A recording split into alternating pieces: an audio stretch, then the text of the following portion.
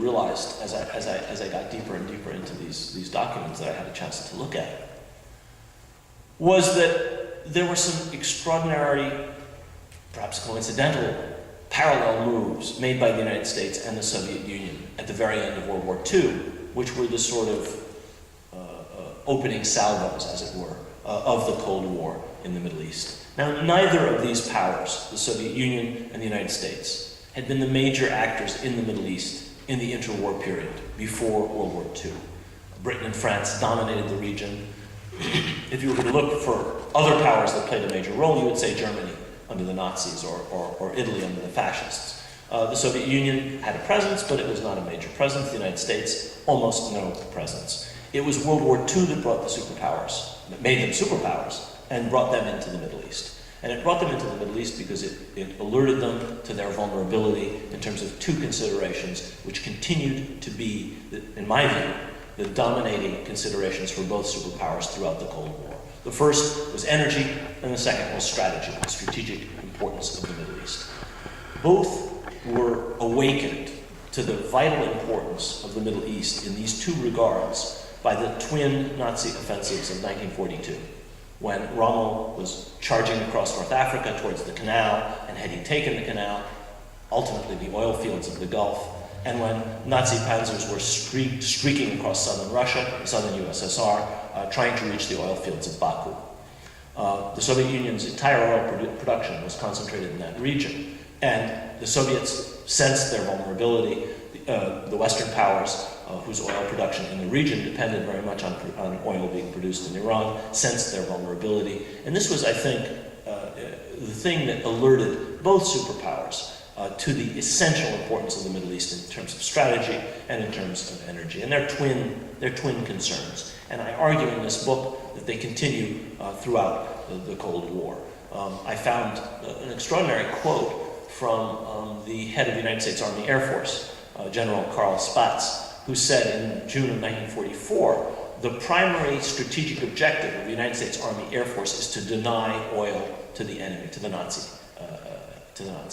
As early as the summer of 1944, in other words, top strategists on the American side had understood the vital importance of oil to modern warfare and understood that this was their primary target. He didn't say a target, the primary target. This is what we're going to go after.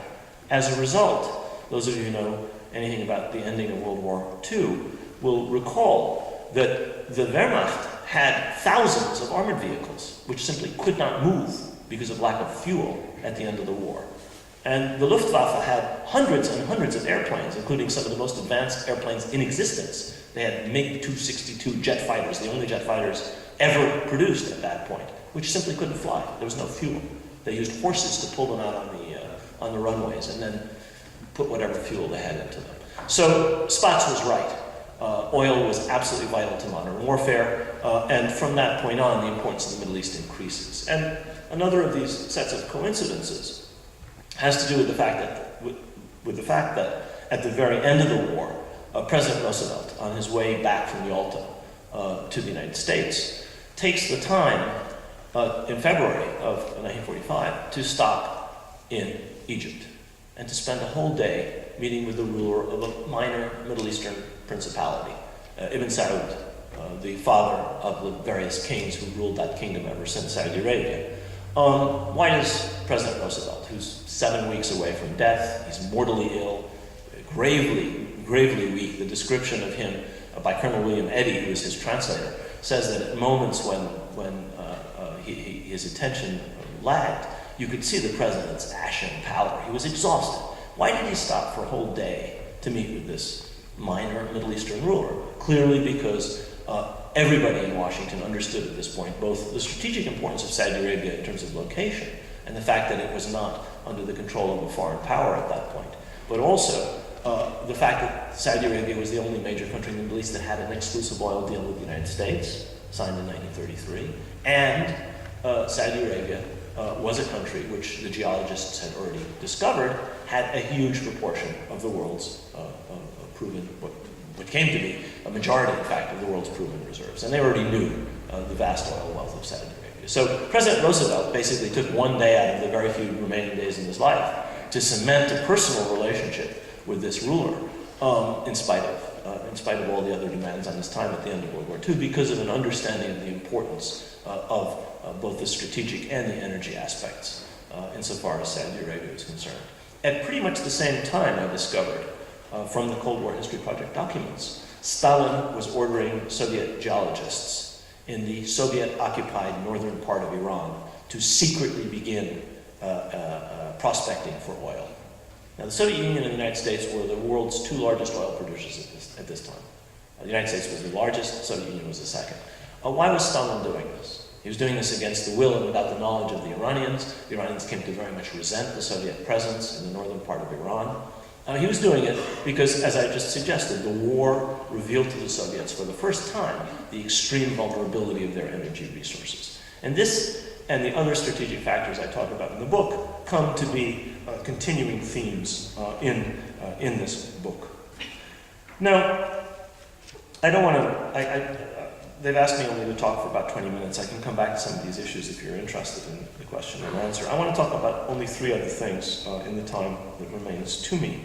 I want to talk about two aspects of the impact of the Cold War on the Middle East. First, insofar as regional conflict is concerned, and secondly, insofar as democracy in the Middle East is concerned, and the development of governance and government in the Middle East is concerned.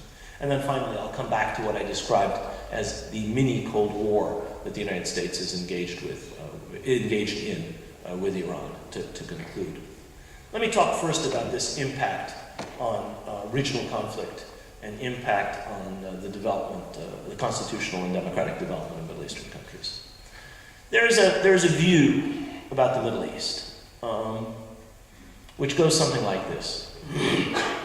This is a region of the world where people have been at one another's throats since time immemorial. These are deeply seated conflicts. These are people who hate each other. These are primordial, aged disputes, etc., etc., etc. You get the drift. And the argument here essentially is that these are entirely generated in the Middle East, these conflicts, and that they're very, very old. Well, the major conflicts that I looked at, regional conflicts that I looked at, that took place during the Cold War, the Arab-Israeli conflict, the Lebanese war that went on from 1975, or a little before that, until 1990, and the Iran-Iraq war, are not really very ancient conflicts. They have some roots that go back a bit, but essentially they're modern conflicts. They're essentially results of decolonization, they're results of modern phenomena, and they're not age-old. Moreover, although they have indigenous roots, they started in Lebanon or between the Arabs and Israelis or between Iran and Iraq for reasons that had to do with those countries and peoples' issues with one another. They didn't take place in a vacuum. Each one of these major conflicts became subsumed, one way or another, in the Cold War. They became battlegrounds of the Cold War. They became arenas of the Cold War. And the Cold War didn't only track with them. That is to say, the Soviets didn't end up supporting this party and the United States supporting that party.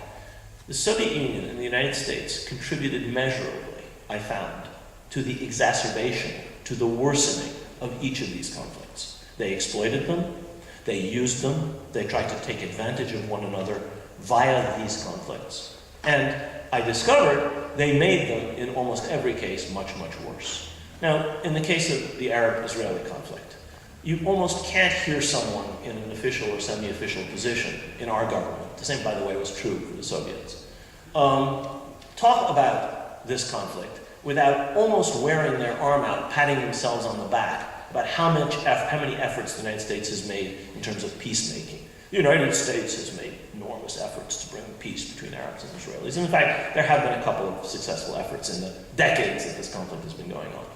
But one of the things you realize, if you look carefully at the impact of the Cold War on the Arab-Israeli conflict, is that the United States and the Soviet Union ratcheted this conflict up in terms of the level of the wars that were fought between these powers by many multiples. If you look at the 1948 war, the 1956 war, when the Soviet Union and the United States were not using the Arab-Israeli conflict as a sort of a proxy war in